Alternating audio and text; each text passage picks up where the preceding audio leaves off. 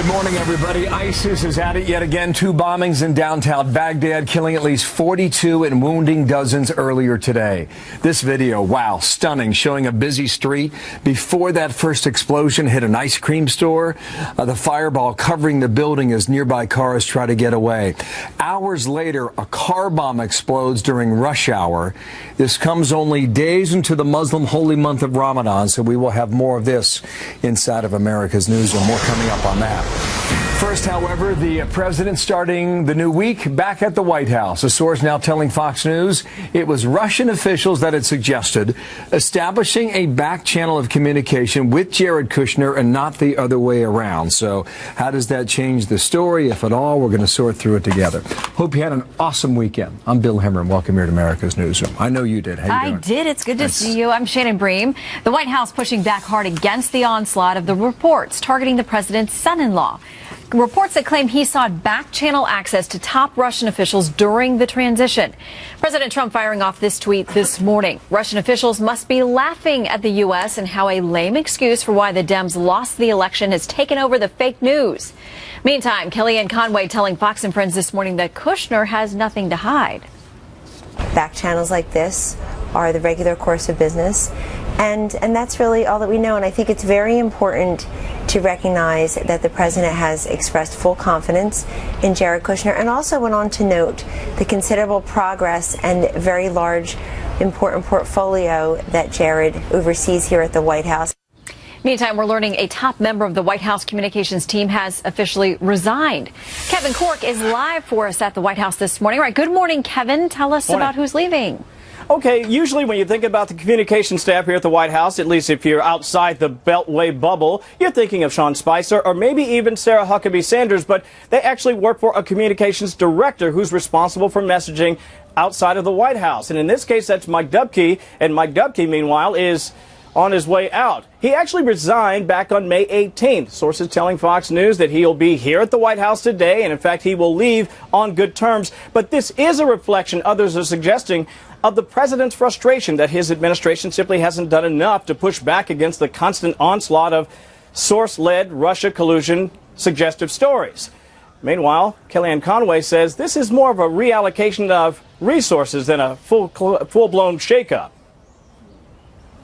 In terms of, quote, staff shakeups, I always read things that simply aren't true. I work here every day. It's much more collaborative than people realize. I think that we're constantly being told by people who have never worked in any White House, let alone this White House, exactly what's going on here. You heard a key word there, collaboration. This is part of a group effort to make sure that there's consistent messaging. You heard reports over the weekend about the development of a so-called war room to battle against all these so-called Russia stories. And we'll probably hear a lot more about that today at the press briefing. Shannon? All right, in the meantime, Kevin, how is the White House defending Jared Kushner this morning? Well, this is an interesting one. It depends on how you look at it. I think they would simply say, as you heard Kellyanne Conway remark in your soundbite not very long ago, look, there's nothing to hide here. They continue to be flummoxed by this notion that because he wanted to create perhaps a back channel in a conversation, or was suggested to him that a back channel could be created, is somehow nefarious. But there are others here in Washington, in particular a very familiar name, who thinks otherwise. My view of it is I don't like it. I just don't. I know that some administration officials are saying, well, that's standard procedure. I don't think it's standard procedure prior to the inauguration of a president of the United States by someone who is not in an appointed position. Clearly, back channels are business as usual. His criticism seems to be specifically the guy wasn't on the job technically yet, so why were they trying to create this? But I think you could also look at it one other simple way. Is this someone who has a political axe to grind, or is it someone with a lot of experience simply being heard? We report, you decide. Shannon? Yes, you do. All right, Kevin Corke live at the White House. Thank you. Things are moving on a Tuesday. A lot to cover right now. Some argue, like Charles Krauthammer, that private direct communication lines with adversaries, including Russia, are nothing new in American diplomacy. We've had back channel connections with adversaries for generations. Henry Kissinger had them with the Russians and the Chinese. Hillary had a back channel to establish the opening of negotiations with the Iranians in what ended up as the Iranian nuclear deal. So Guy Benson now, politics editor for townhall.com and a Fox News contributor with us in studio for a change. Nice to see you, Guy. Good to see you. Good morning to you. You just heard Dr. Krauthammer's view of it. What is your view based on what we think we know right now? I think he's generally correct. I think what the opposition would argue is, well, Kushner didn't have a well-defined position at that time. It was before Trump took office. But to me, I think the development that we've been reporting today, and the New York Times has also gotten this from Trump sources, that the Russians were the ones who broached this initial contact with Kushner, that could be something of a game changer about the dynamics and who might be in the wrong. Explain the reason to differentiate that. Why could that be significant? Well, because the way that the Washington Post reported it and the way that a lot of official Washington is handling this news is that Jared Kushner, the son-in-law of the president-elect at that point, called up the Russians or contacted the Russians, said, hey, let's get together, let's chat. I want to talk about some things. And by the way, let's do it at your secure facility over your secure system. That looks a little unusual, frankly, to a lot of people, including Senator McCain, as we just heard. But if it was the Russians saying, hey, you guys just got elected, let's establish some sort of a chat, Kushner and Trump, they're neophytes at the whole political thing. They might have said, oh, sure, we want to talk about policy. We want to talk about Syria, which was allegedly what the topic of conversation was. Where should we do it? Then the question is, who suggested a Russian facility? Was that to hide it from U.S. intelligence or just to make sure that it was a secure line and maybe they didn't know? And put a fine point on that, because the New York Times reporting is suggesting that they wanted to go offline because they did not trust the outgoing administration. Yeah, maybe because True? Perhaps because maybe they thought the outgoing administration might leak things that might be damaging to the new president. And it seems like those fears have been confirmed by so many of the leaks that we've seen, a number of which have very clearly come from former officials from the previous administration. I'm not necessarily arguing that unto itself justifies the entire setup here. We don't know. We have two conflicting reports with conflicting leaks. I think we should hear from Kushner himself, probably under oath, about what happened.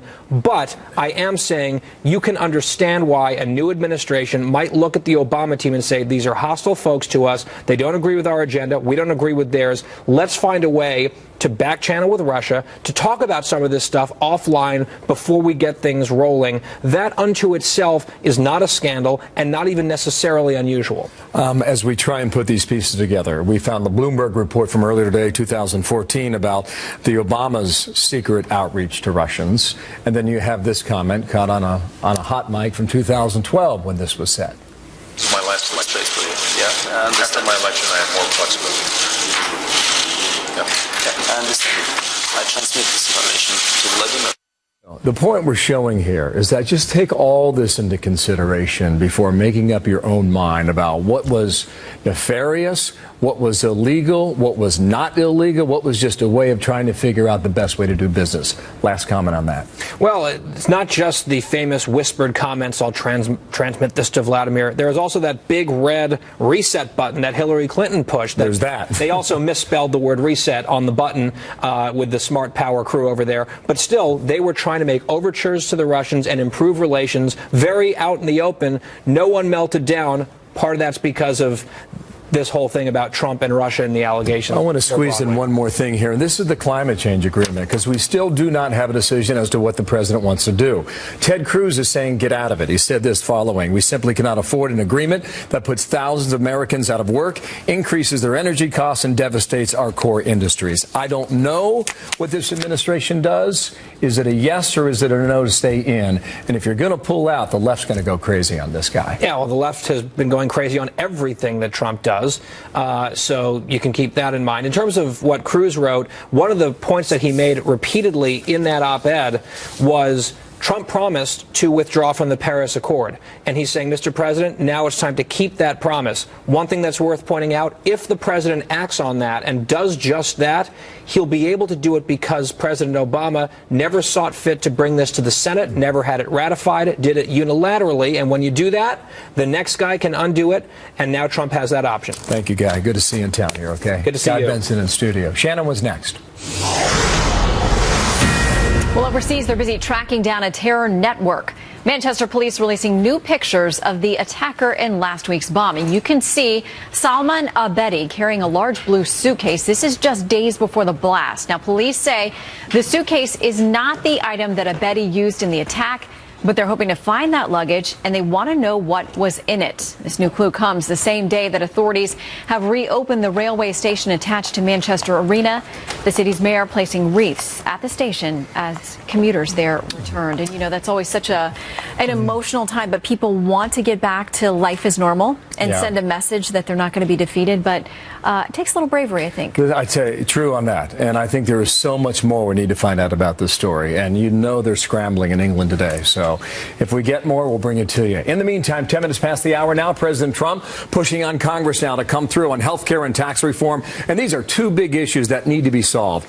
Will Republicans with the majority be able to score a big legislative win anytime soon? You will find out in a moment on that. Also,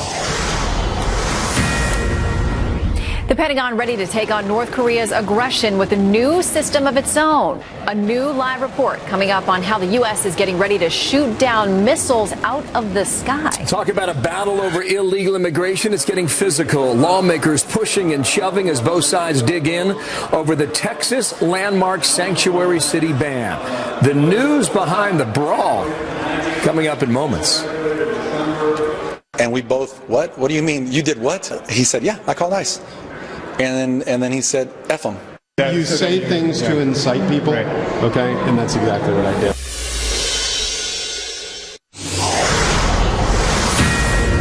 Former Panamanian dictator Manuel Noriega has died. He was a one-time U.S. ally before being arrested for drug trafficking by U.S. forces in 1989. Noriega ruled Panama for 8 years with an iron fist, often ordering the deaths of political opponents. After his ouster, he spent much of the rest of his life in prison in the U.S., later in Panama. He was recently released to house arrest as his health began to fail. Noriega was 83.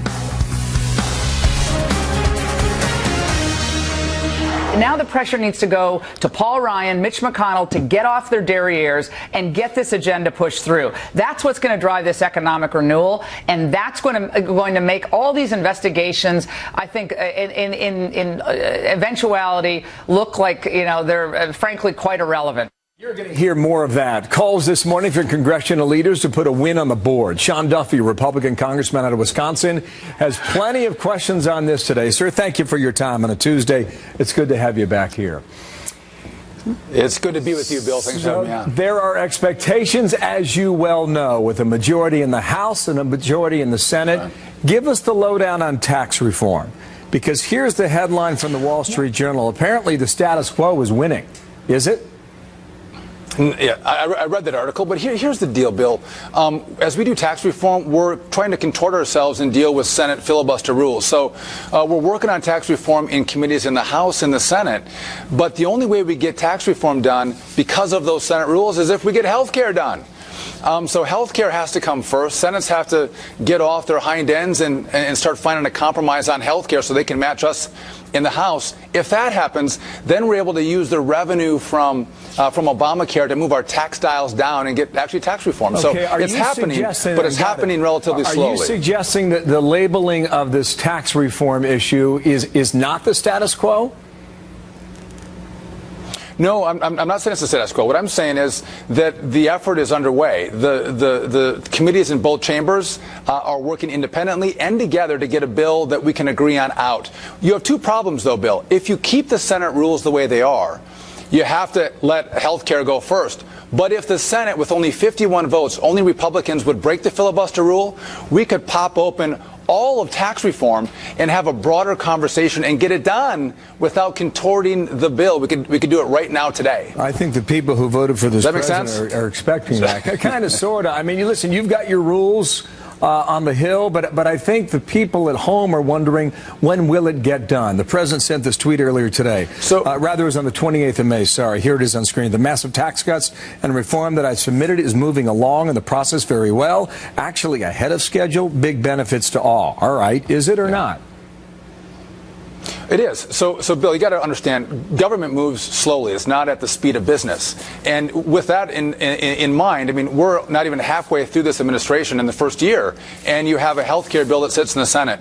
We're going to repeal and replace Dodd-Frank out of the House next week. We're making progress on tax reform. We're working on a conservative budget. So things are happening. Our agenda is moving forward. Our concern in the House is that this stuff can all get caught up in the Senate. So, people shouldn't throw this agenda overboard just yet. We're making progress. We're moving forward. But again, you have really 1 year in this first year of the administration to get these big items through. And, time is running short. We have a big agenda as we get through the summer. Hopefully, tax reform will be part of that. Here was another tweet from 2 days ago. I suggest we add more dollars to health care and make it the best anywhere. Yeah. Obamacare is dead. The Republicans will do much better. You can answer that if you like, or you can address what Mitch McConnell seemed to suggest over the weekend, is that a tempering of expectations should be in order for the U.S. Senate on health care. Now, what does that mean? I'll do them both. First of all, Obamacare is dead. It's imploding. I don't understand what the president's saying about more money. He has supported the House package, but we're willing to continue to work with the president to get a reform bill on health care that's actually going to work for the American people. In regard to Mitch McConnell and trying to tamp down expectations in the Senate, I'm telling you what, the American people expect that this agenda moves forward. And if the House passed its bill and it's now in the Senate, Republicans and Democrats don't act, and they let the American people sit with Obamacare, with rising premiums, skyrocketing deductibles, and they don't act, they're going to be held accountable by the American people at the ballot box. Okay, not just Republicans, but Bill, we have a lot of Democrats who are up for re-election in a year and a half, and if they only have Obamacare, the voters are going to come out and decimate Democrats in the next election. Quick answer here. I know what you're suggesting, and that it's a slow walk in Congress. That may be the case. Will this get done, or will people who voted for you and a majority in Congress be disappointed?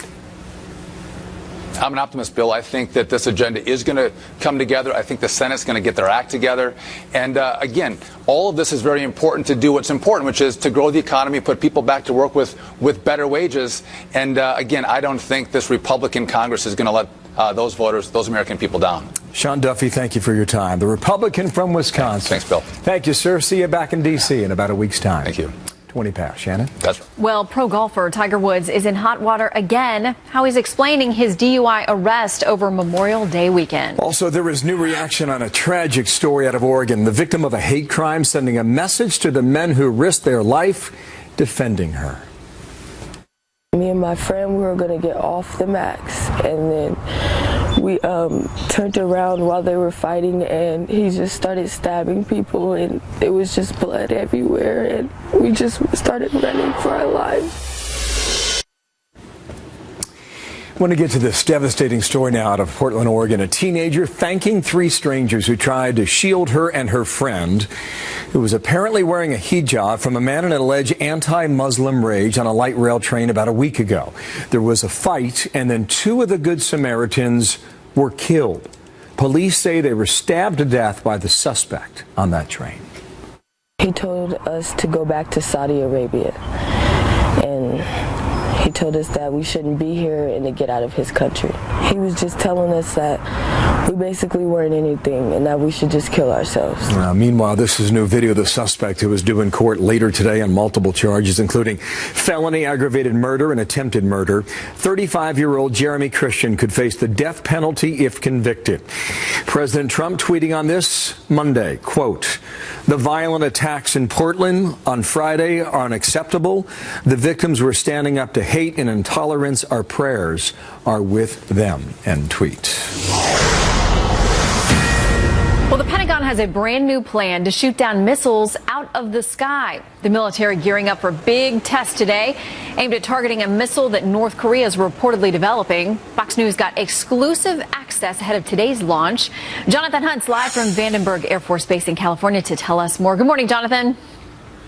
Good morning, Shannon. This is an absolutely critical test today, as one missile defense expert told Fox News, goodness knows what the Pentagon is going to tell the American people if they fail. It has been made more urgent, obviously, because of the recent spate of missile tests coming out of North Korea and the threat from Kim Jong-un to deliver what he calls a gift package to the United States. And officials, including Admiral James Searing, head of the Missile Defense Agency, who sat for an exclusive interview with Fox News, say it really is coming. At some point, they will be able to hit the U.S. Listen here.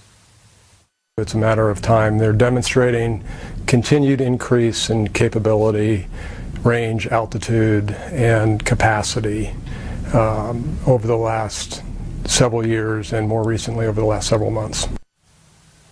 So what will happen today is that the U.S. will launch an intercontinental ballistic missile, unarmed of course, from the Marshall Islands out in the Pacific Ocean. Then they will launch the Interceptor from here at Vandenberg Air Force Base in California. They hope that that Interceptor's kill vehicle, basically a high-tech chunk of metal, will collide with the ICBM high up in space and destroy it. That's the aim. Not easy to do, like hitting a bullet with a bullet, Shannon. Wow. Okay. Obviously, when we talk about nukes, we're going to have to be 100% successful stopping them anytime they would be a threat.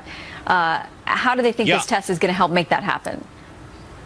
Well, they are getting better and better. They've done several of these tests over the last decade or so, but it's only been successful about half the time. But we traveled exclusively up to Fort Greely, Alaska, where the majority of those interceptor missiles that the U.S. has are based. And the colonel up there, Colonel Timothy Bowring, tells us that his men are simulating attacks every day, and they are confident they can defend the United States. Listen here to Colonel Bowring. Absolutely. So we take the threat seriously, especially the North Korean threat. So when we're all watching the news and seeing North Korea preparing for a test, you guys are at a very different level here. Absolutely. We are ready to fight tonight. Colonel Brower and his men ready to fight tonight. This test, by the way, is due to launch sometime between 3 and 7:14 p.m. Eastern today. Shannon will be here to tell you how it goes. All right. We like the inside look there. Jonathan Hunt, thank you very much. And our thanks to the Colonel and the good men and women up there doing that important work. Listen, nobody in this world does it better than they can. So the best of luck on this success. And clearly it's sending a message to North Korea again and again. Chaos in the Texas State House. Hundreds of angry protesters getting violent over that state's push to ban sanctuary cities in Texas. Fair and balanced debate on all that coming up. Plus, from the Texas Capitol to the ballpark. Here we go. Gonna go out. Oh my! And now we got a beef. And this is a good one, folks. It's like a hockey game out there. Fist flying at a baseball game in San Fran, while a Nats player left the box and headed straight to the pitcher's mound. We got more people coming in, throwing.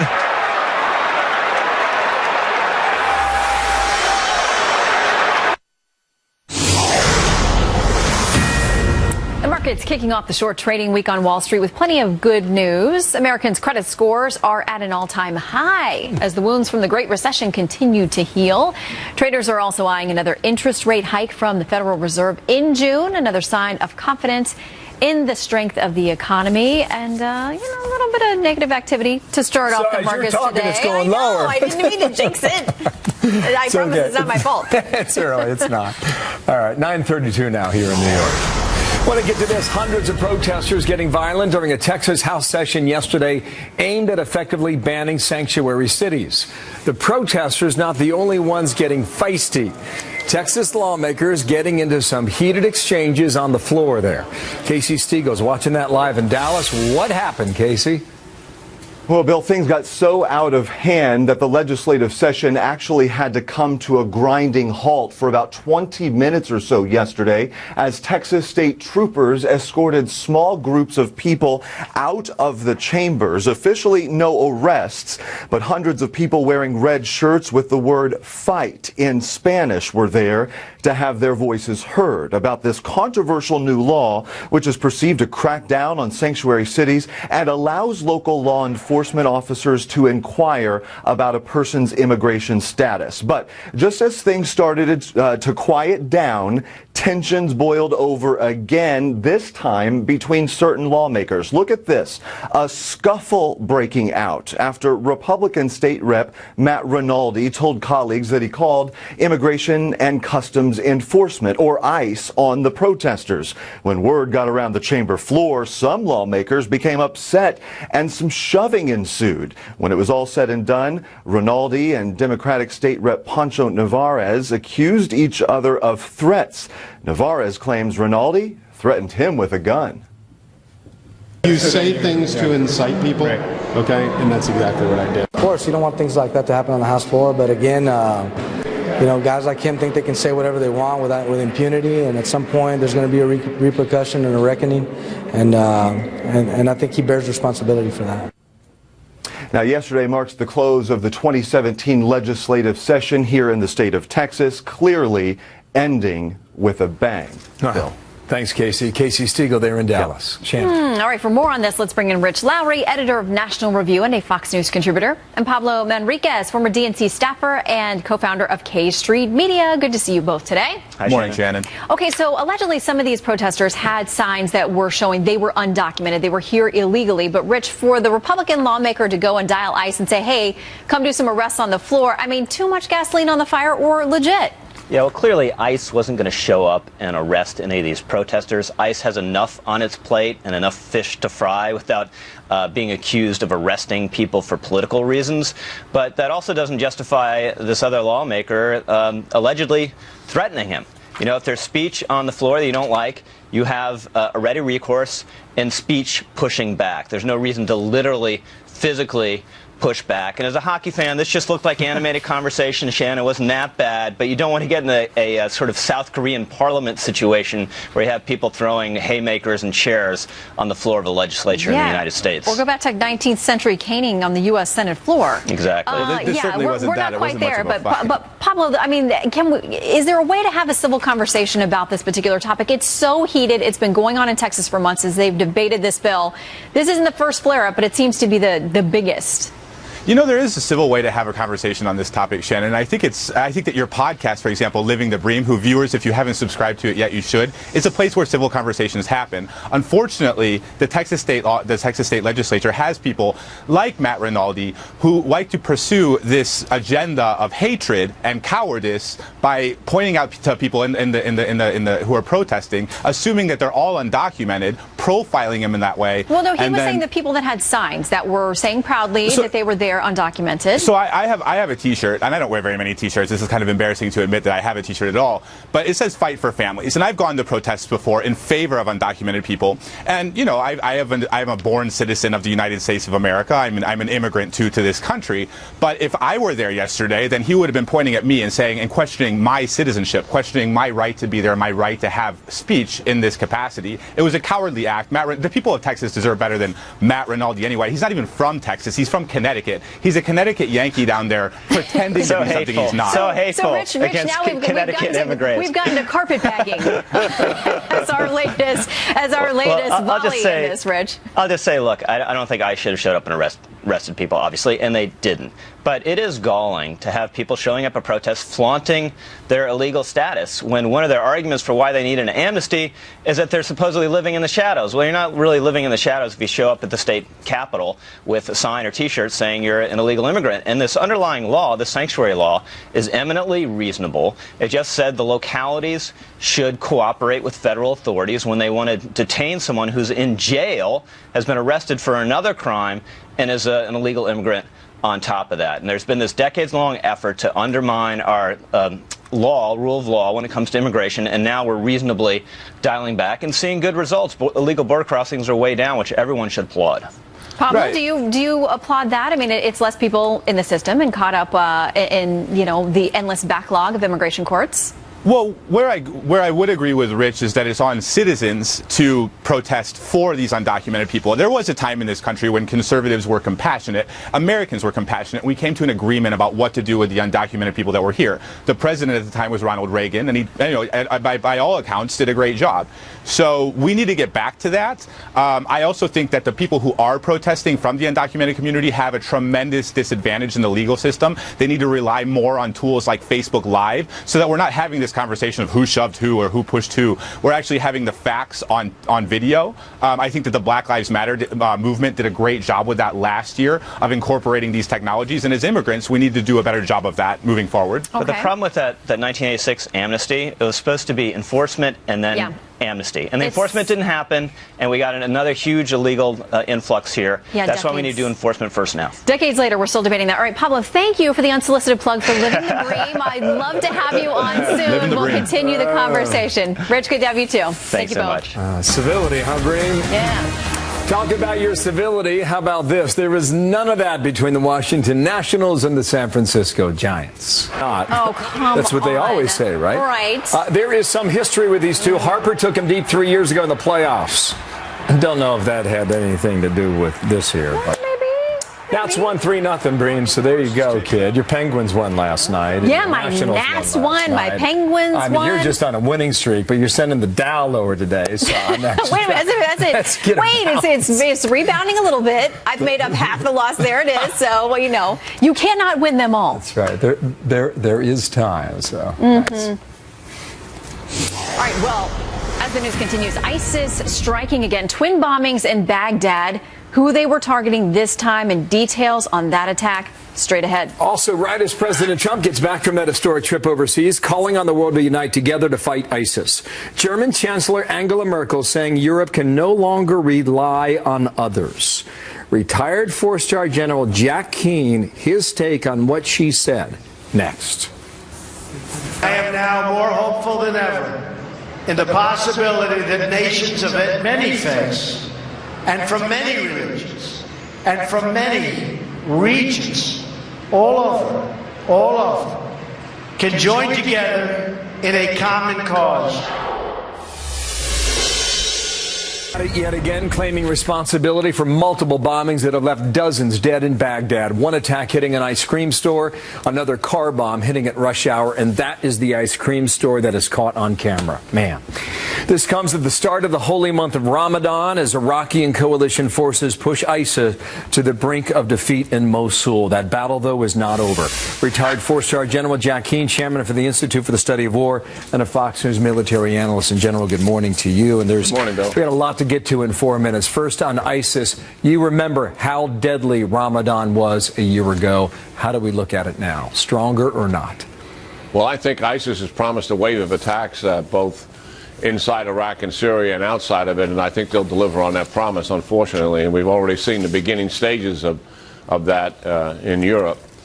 Here, what's taken place in Baghdad, as you noted, Mosul is about to fall. They're down to the last neighborhood, which is the historic Old Town aspect of Mosul. But despite that, this is a resilient organization. They will continue to conduct terrorist attacks. Their focus here is to break the people's confidence in their security forces and also in their government. The same purpose they've always had, to undermine that level of confidence that the people have, that they can go on about their life and live a normal life. Killing the Coptic Christians last Friday, and on and on and on it goes. Manchester as well. Angela Merkel made a comment in Munich over the weekend. She said this on screen. Here were the words.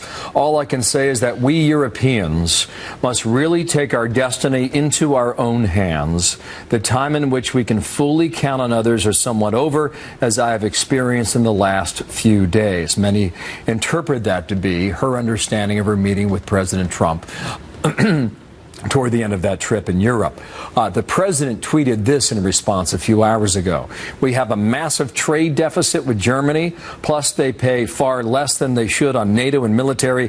Very bad for U.S. This will change. Do you want to interpret Mr. Trump's comments there, which seem pretty obvious, or how do we interpret what Angela Merkel's position is now? if that's changed. Well, I think you got to take her position in the context in which it was offered. I mean, she's in the throes of a political campaign. She's in a beer tent in Munich talking to her audience. I don't think it necessarily means a major shift in German-U.S. policy. And here are the facts. The facts are the United States is supporting NATO. She also made reference to the United Kingdom, and the United Kingdom is fully supporting NATO as well. Every cabinet secretary has supported NATO, and the president and the vice president has as well. I think the real issue of tension for her was the pushback from the president at the G7 summit when they were discussing the climate change accord, the so-called Paris Accord, and he was the only leader in the G7 that pushed back on it and said that he would eventually make a decision either this week or next week, but it's kind of thought that he's probably going to say no to it. And I think that was the thing that frustrated her. Listen, I mean, the fact that we're talking straight to our European allies and not coddling to them like we have in the past, I think far too much, is fine. And they will have the spine to be able to deal with that. They need the United States. They know that. No one's walking away from the United States, and we're not walking away from them either. But we are talking straight to them in a way that we haven't in some time. The unspoken name in this conversation of Vladimir Putin. John McCain did an interview on Australian television over the weekend, and he basically said ISIS, well, rather Putin is a bigger threat than ISIS today when he said the following. I think he is the premier and most important threat, more so than ISIS. I think ISIS can do terrible things, and I worry a lot about what is happening with the Muslim faith. But it's the Russians who tried to destroy the very fundamental of democracy. And that was his bigger point, General, that we have not taken action against Russia going back to the election this past year when everybody thinks they tried to meddle. How deep or how effective, we don't know yet. What do you think of that? Well, it is a fact. I mean, Russia is trying to get back on the world stage. They've largely done that. Vladimir Putin has accomplished that. And what he's trying to do is change the international world order as we have known it since the end of World War II. That frustrates him. It also frustrates China. So, yes, in terms of a long-term threat, it is a serious threat. ISIS, however, we are at war with ISIS. And we've been at war with them for 3 years, and they've killed us. And they intend to kill more of us. And certainly they demonstrated that this week in Europe and also in Africa. So that is something that we have to contend with. It's a near-term threat, and we've got to complete what we're doing, and that is defeat this. And I think the president has done just great work here in what he was able to do in the Middle East by forming an alliance against ISIS and also countering the Iranians. That's a huge step forward. Well, we got James Mattis in charge, too. He was asked what keeps you up at night over the weekend. He said, nothing. I keep other people up at night. Classic. General, thank you for your time. Jack Keane there in Washington. Good talking to you, Bill. Coming up, golf champ Tiger Woods explaining what led to his DUI arrest and apologizing to his fans. Jim Gray joins us live next. In the short term, I think that everybody will stand by him. I mean, so many of these companies have poured so much money into him, and the ones that stayed after the extramarital affairs will probably stay now. Nike has cut back golf substantially. In fact, they're out of golf virtually now. And the others, you know, I'm sure they'll stand by him now, but would you really want to buy anything that he's selling? This is now the second major scandal. He'll recover from this. As far as his golf career is concerned, it's virtually non-existent. He's only played 19 rounds since 2014. He had a fusion of his discs in his back back in March. He's out for this year. He hasn't won a major championship since 2008. He only played twice this year, once in San Diego and then withdrawing in Dubai. So his golf career, it's virtually non-existent now. For him to be able to come back, he might play in some tournaments, but he's never going to dominate and win again. Not like that. Nobody will. I mean, he did it for 10 or 15 years. It was astounding. Yeah, it was unlike anything we'd seen in that level and for that stretch. I want to ask you, too, about the death of sports writer Frank DeFord. I had a chance to meet him with regard to a cause that he was very active in, cystic fibrosis, because his daughter suffered from it. He's a legend, and he's gone now. He was a wonderful man. He was a great writer. I loved Frank DeFord. I got to work with him at NBC Sports for a number of years on the old NFL Live show. I also got to do The Year in Sports with Frank, a syndicated show for several years. Got to know him quite well. He was just a total gentleman, a great writer, put a lot of meaning into the word sports writer, and he's going to be missed, the likes of which we will never see again.